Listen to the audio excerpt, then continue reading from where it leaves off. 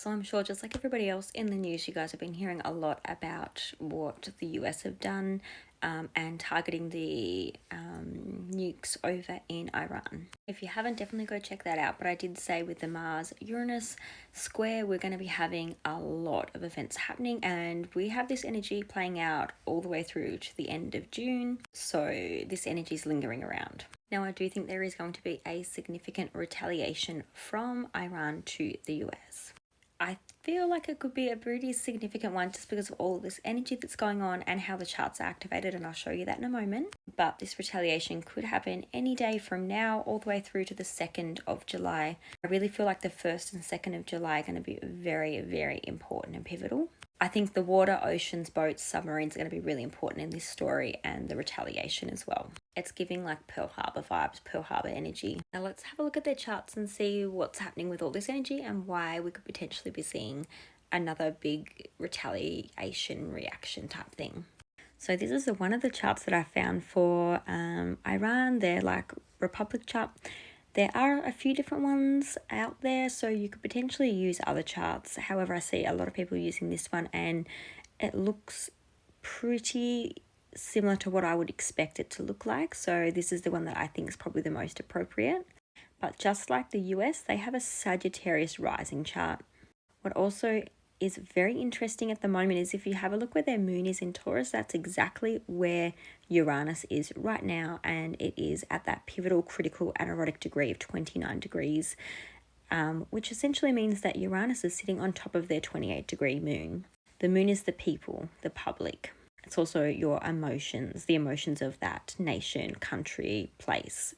Uranus is shocks, sudden changes, surprises, chaos.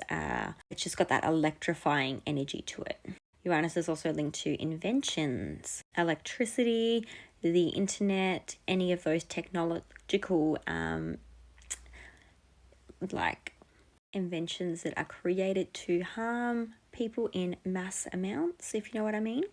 So this is telling me that they are likely to do something that is very shocking, and emotionally they're going to be very reactive. And I think this is showing that they are going to retaliate for what's happened and the involvement of the US. They also have Saturn and Neptune in Aries that is very, very close to their Pisces Mars and Mercury, which that Mercury is retrograde in Pisces. And keeping in mind that that'll be really important over the next few months, there will be stories unfolding because we will actually see both Saturn and Neptune retrograde back into Pisces towards the end of the year. So I'll be keeping an eye on that energy again come towards like September, October in 2025. Because there's still some unfinished business there. It looks like there's still something that can be happening a bit later. They will also be activated by the eclipses that are happening in Virgo and in Pisces. So there is a lot that's going to be happening for them this year, and I think we've already seen so much already.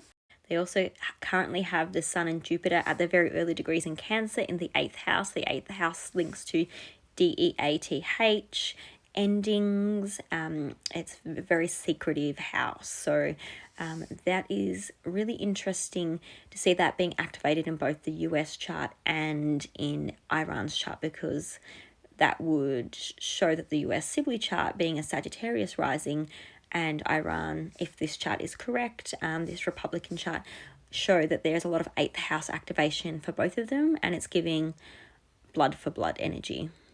And then around July 7th, when Uranus moves into the 7th house for both the US and for Iran, they are actually going to be having some big sudden shocks and changes and surprises around that Gemini 7th house. The 7th house is your relationships, so close one-on-one relationships, and it's also like partnerships and contracts, especially with other countries, around trade. Gemini, like the merchant, the trade, a Leo rising chart that could also be one of their charts, and it is also very interesting, and it would put their moon obviously early degrees Gemini, which means that a lot of this energy and that Uranus energy is still going to be activating that moon as well in the same way, just by a lesser degree if it's in the early degrees of Gemini.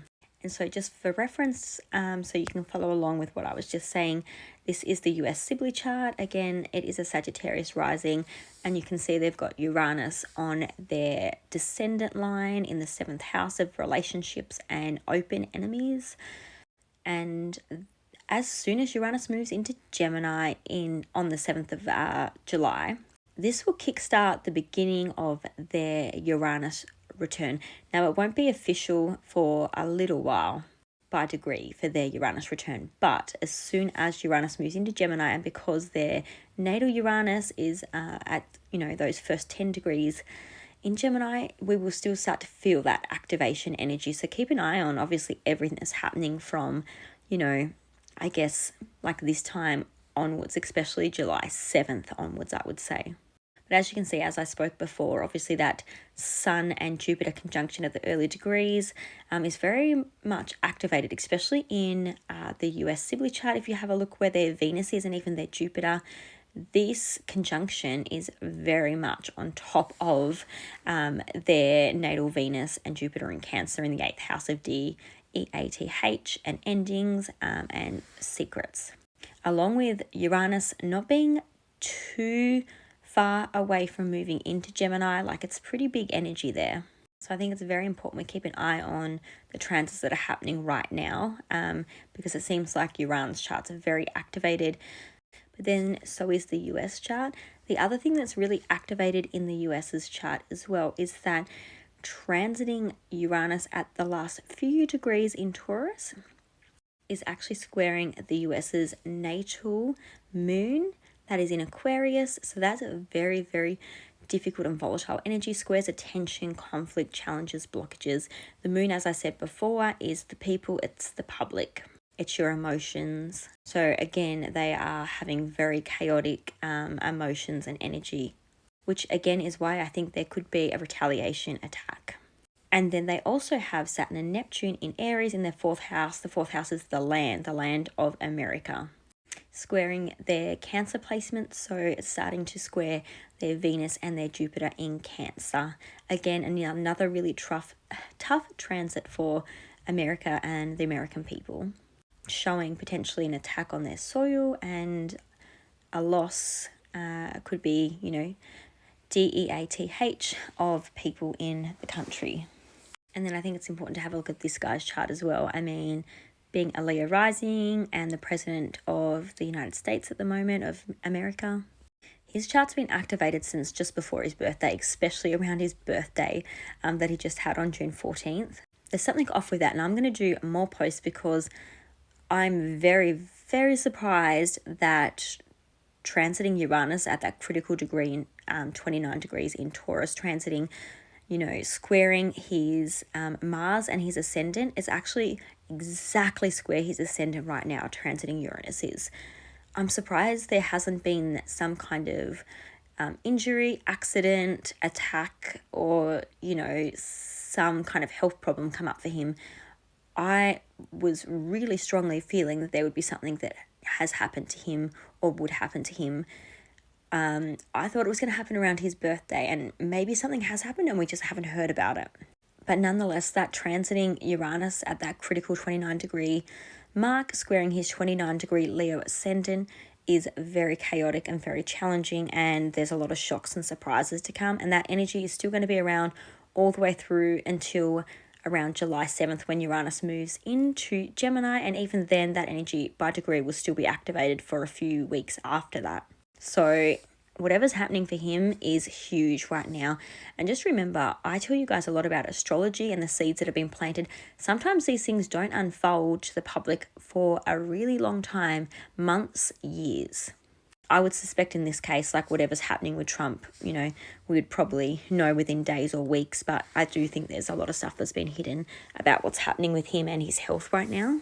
And just to show you his transits for like today and where the planets are moving through to. Also notice the Sun and Jupiter transiting through his 12th house. This is really challenging. This shows being in hospital, passing, transcending. And then Mercury is also transiting that same house on top of his Saturn and Venus. Look at Mars, still pretty close to his ascendant. That's really challenging. And then Uranus up there squaring his ascendant. The North Node in his 8th house of